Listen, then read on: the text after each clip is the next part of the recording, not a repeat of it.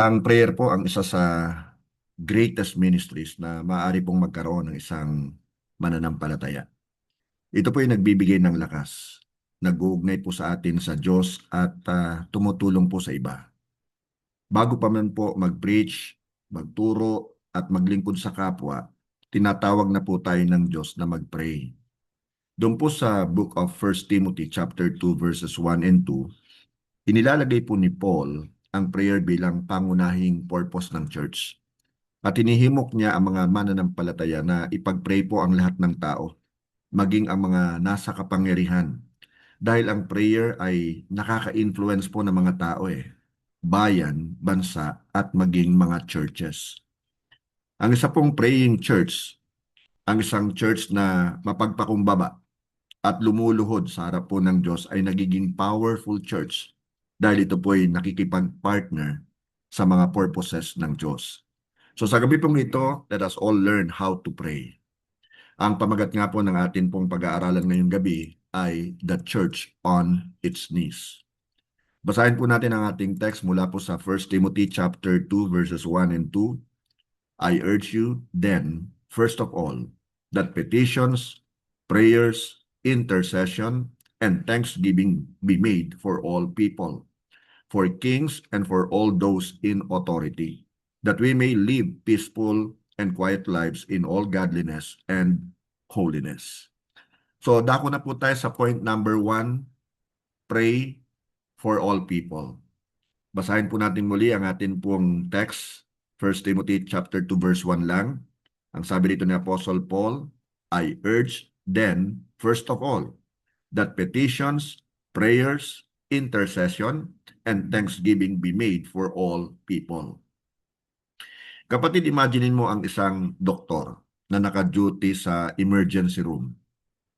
Siya po ay naglalapat ng lunas sa mga pasyente na dinadala ron anuman po ang edad, gender, lahi o social status.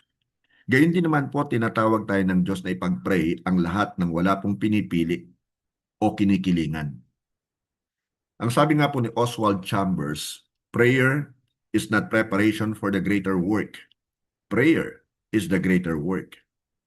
So ngayon po tanungin mo ang iyong sarili, sino ang mga tao na maaaring nakalimutan o napabayaan kong ipag-pray? Just be honest with your answer. Dahil sila po ang mga taong nakasakit sa akin, sila ang mga taong iba ang pananaw kaysa sa akin, o sila ang mga taong wala akong pakialam.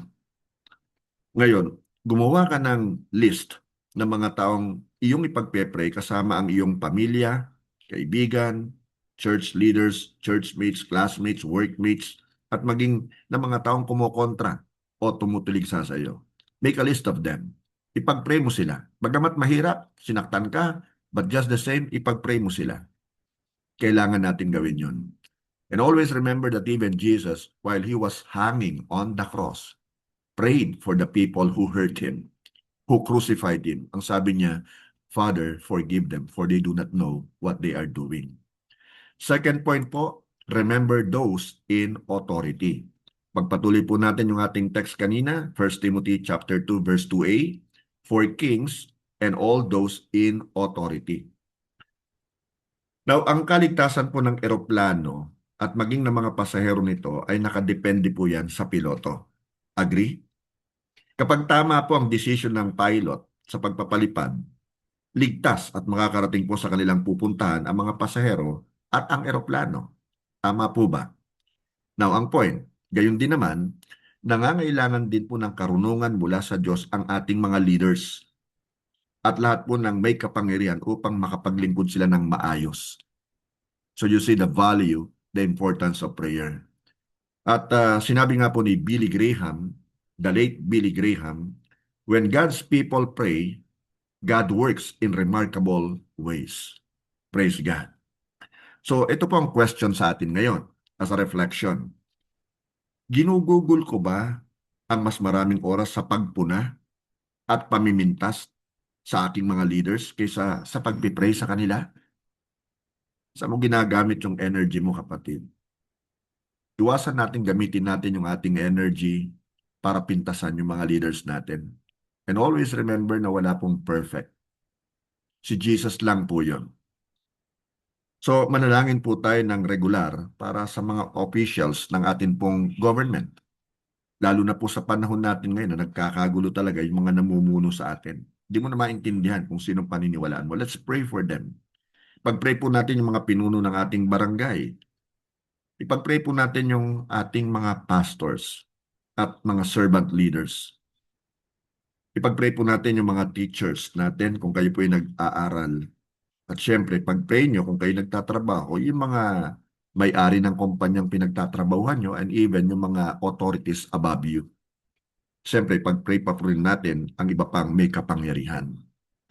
Now, point number 3, aspire to godly living. Again, sa 1 Timothy chapter 2, verse 2, yung second part naman, that we may live peaceful and quiet lives in all godliness and holiness. Alam nyo, ang isang malusog na puno, namumunga po yan ng hitik at sagana. Dahil malalim po kasi yung pagkakatanim ng mga ugat nito. At sila po'y naaalagaan, sila po'y nadidiligan. Now, gayon din naman, ang buhay po na nakaugat sa panalangin ay nagbubunga po yan ng pag-ibig, ng kapayapaan, at kabanalan. Now, I want to quote this to you. The greatest tragedy of life is not unanswered prayer, but unoffered prayer. Sabi po yan ni F.B. Meyer. Now, to reflect, tanungin natin ang ating sarili, ang prayer life ko ba ay nagbubunga ng kapayapaan? Ito ba ay nagbubunga ng kabanalan?